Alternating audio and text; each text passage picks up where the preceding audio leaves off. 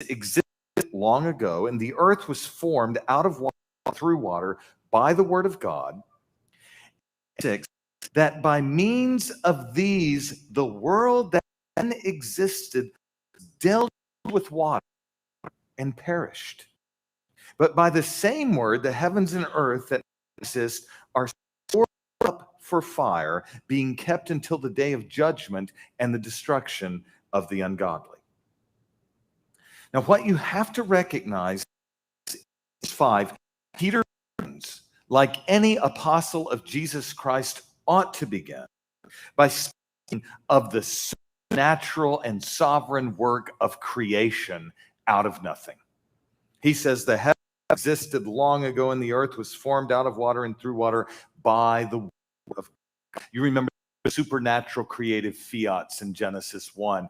And God said, and it was so. A sovereign summoning forth of all things created out of nothing, and then ordering them by his word. By his word, by a divine and creative utterance, the sum total created reality came instantly into existence. This presupposes originally only God exists, and the world and all that is a free and sovereign work of creation. The world exists because God, the triune God of Scripture, spoke that word into existence. The world is spoken. It is not eternally coexistent with God. It does not exist necessarily like God.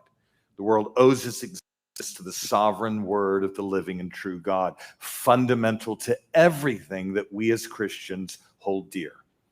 That's the first line of response to this form of skepticism.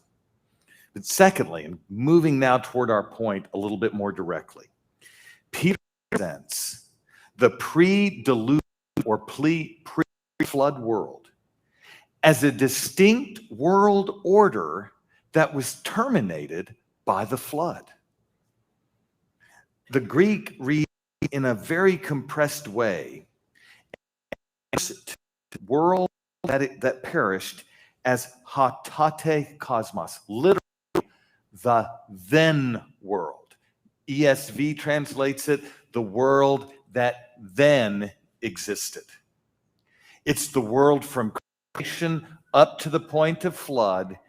It's the world that perished in the flood waters. Peter conceives the pre-flood world as a distinct age that has come and gone. And it perished